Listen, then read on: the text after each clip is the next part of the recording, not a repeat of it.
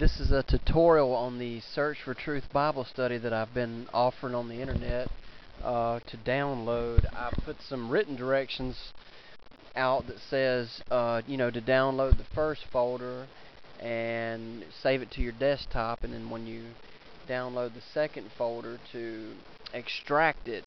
They're both zip folders. The second one extracted into the first folder. I'm going to go through it a little bit and show you what I was talking about by that, and also kind of give you, just show you what the Search for Truth offers. It's an awesome Bible study program. I'm going to use some download links that I have on Your Christian Space is what it's called. I'm going to put the links in the YouTube video on the right in the description, and wherever else I post this video at, I'm going to put the links below it. But the first one, there's two links to do with the Search for Truth, and because there's two halves of it, it was a pretty big file.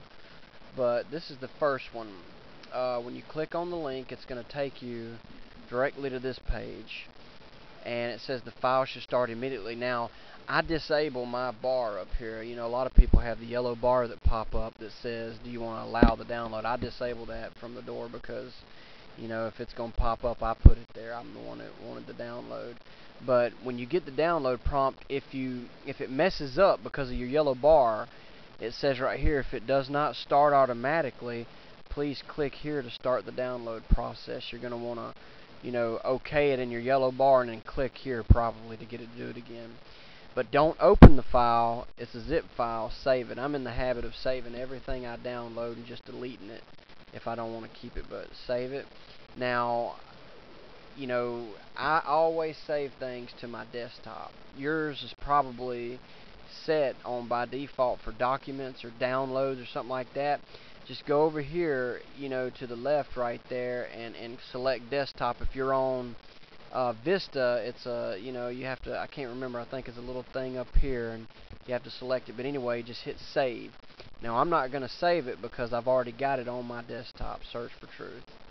So I'm going to cancel this out. Alright, and then you'll do the same thing for the second link. Let me get it back up here.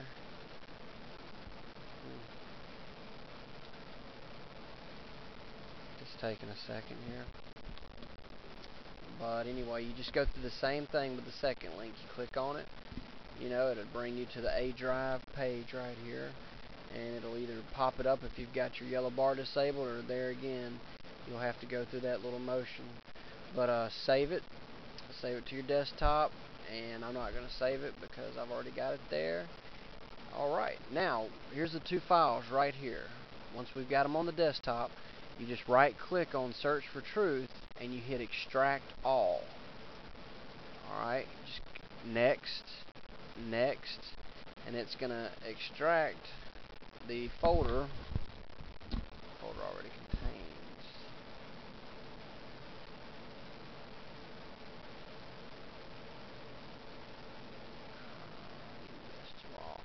Alright, normally that don't happen. I don't know what's going on with that. That's my computer doing something, but you normally don't see that, what just happened.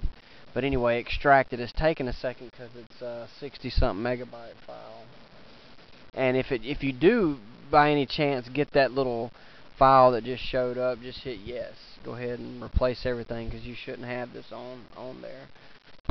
I guess I've had this on there before, And when it gets done extracting,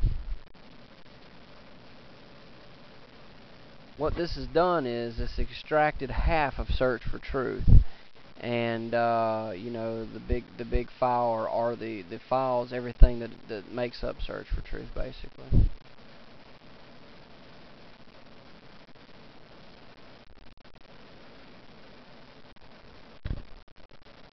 Yes, too off. It does that again.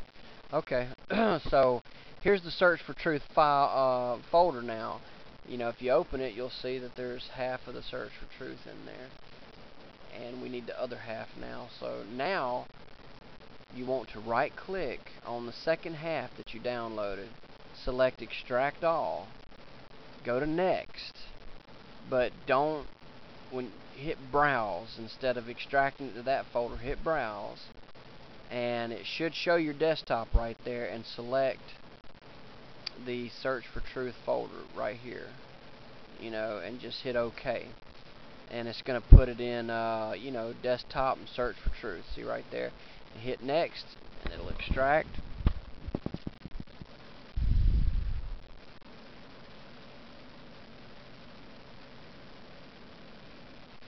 Takes it just a minute because it's a pretty big file. And I just put them in regular zip files. A lot of people use different things for better compression. Alright, now this should be all of them. I think it's going to open it for us here. Alright, that's all of the files for Search for Truth. Now that you have the Search for Truth file on your desktop, you can discard these two that you downloaded, open it up, and double click this purple icon right there. It's going to be the SFT2. It may not look purple on Vista or something else, I can't really remember. But anyway, if you don't have PowerPoint Viewer, Microsoft PowerPoint Viewer, if you've got PowerPoint and Microsoft Word and all that kind of stuff, don't worry about it. But in case you don't, you're going to want to install programs right there. And install PowerPoint Viewer. Now you can install Acrobat Reader, install SF2 Charts, PowerPoint, install Microsoft Office Animation. The only one that I use is a PowerPoint Viewer because to me it looks the best. But anyway, after you install that, you just right here, the second one, view Search for Truth, and we're PPT. That's PowerPoint. So I'm gonna select that real quick.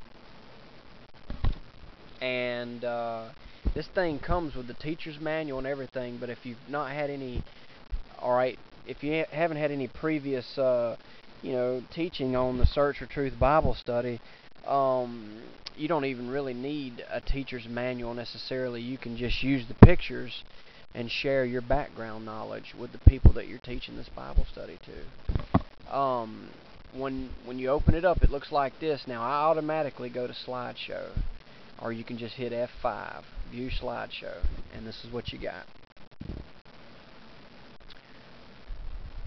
It's taking just a second. Alright, there you go. And you just go through it by hitting the space bar. If you have to back up, use the backspace key. But as you hit the space bar, it goes to the next page. The Old Testament, what is it? It's the law, the 5 books of, Moses. It's the history. And then you can tell them a little bit about it if you want to. It's poetry, major prophets, minor prophets, many writers, one author, approximately 32 years. You just keep hitting the space bar and it keeps going through it. And this is what you're showing the people you're teaching the Bible study to. I might have to make a second part to this tutorial because I see that I'm cutting my time kind of short. But anyway, by hitting the space bar, first written covenant, first 2,500 years there was no written word. Word of God came orally. Creation, conscience. Law is preserved. Scribes copy the law. Entire law read every 7 years, and you can give them background knowledge of the things that you've studied on and that you know about this. First Bible printed in 1488. And I'm gonna hit escape and get out of this real quick. But there's also, and I'm gonna have to cut this off right now because I have pretty much ran out of my time. But I'll continue this on a second part of this tutorial. Thanks for watching.